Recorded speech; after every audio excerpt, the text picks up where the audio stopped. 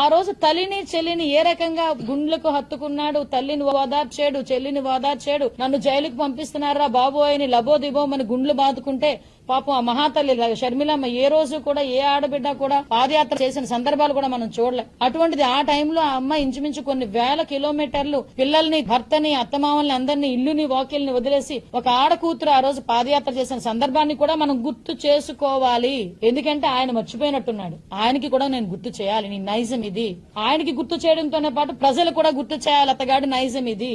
అదే తల్లి ఆ రోజు ప్రతిరోజు కూడా అతను బై ఎలక్షన్ లో పోటీ చేసిన తర్వాత ఆవిడ చెంగు పట్టుకుని కళ్ళు తుడుచుకుంటూ నా బిడ్డని, తండ్రి లేని నా బిడ్డని మీరు ఆశీర్వదించండి అని చెప్పి ప్రతి ఒక్క నియోజకవర్గం తిరిగి ఆ వయసులో ఆవిడ చేస్తే అధికారం వచ్చిన తర్వాత ఏం చేశాడండి? అఫీషియల్ గా కూర్చోబెట్టి ఆవిడని ఆహ్వానించినట్టు ఆహ్వానించి వాళ్ళ తాలూకా ప్లీనరీ మీటింగ్ లో రాజీనామా చేయించి తల్లిని లిటరల్లీ మెడబెట్టుకు బయట గెంటినట్టుగా పార్టీ నుంచి గెంటిపడేశాడు. అంటే ఒక తల్లిని చెల్లిని వాడుకొని ఎలా వదిలేశాడో ఒకసారి చూస్తే ఆఖరికి అతని వెనకాతలున్న వాళ్ళని వాడుకొని వదిలేయడం సంగతి ఎవరికి అర్థం కాదు. సో అతని నైజం గురించి చెప్తున్నా, దయచేసి ప్రజలు కూడా అర్థం చేసుకోవాలి.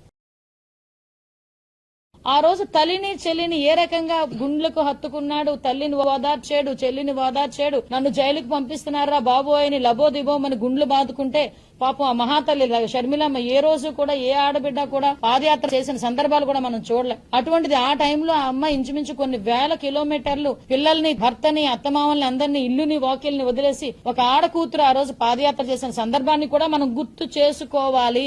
ఎందుకంటే ఆయన మర్చిపోయినట్టున్నాడు. ఆయనకి కూడా నేను గుర్తు చేయాలి. నీ నైజం ఇది.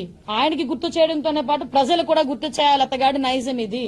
అదే తల్లి ఆ రోజు ప్రతిరోజు కూడా అతను బై ఎలక్షన్ లో పోటీ చేసిన తర్వాత ఆవిడ చెంగు పట్టుకుని కళ్ళు తుడుచుకుంటూ నా బిడ్డని, తండ్రి లేని నా బిడ్డని మీరు ఆశీర్వదించండి అని చెప్పి ప్రతి ఒక్క నియోజకవర్గం తిరిగి ఆ వయసులో ఆవిడ చేస్తే అధికారం వచ్చిన తర్వాత ఏం చేశాడండి? అఫీషియల్ గా కూర్చోబెట్టి ఆవిడని ఆహ్వానించినట్టు ఆహ్వానించి వాళ్ళ తాలూకా ప్లీనరీ మీటింగ్ లో రాజీనామా చేయించి తల్లిని లిటరల్లీ మెడబెట్టుకు బయట గెంటినట్టుగా పార్టీ నుంచి గెంటిపడేశాడు. అంటే ఒక తల్లిని చెల్లిని వాడుకొని ఎలా వదిలేశాడో ఒకసారి చూస్తే ఆఖరికి అతని వెనకాతలున్న వాళ్ళని వాడుకొని వదిలేయడం సంగతి ఎవరికి అర్థం కాదు. సో అతని నైజం గురించి చెప్తున్నా, దయచేసి ప్రజలు కూడా అర్థం చేసుకోవాలి.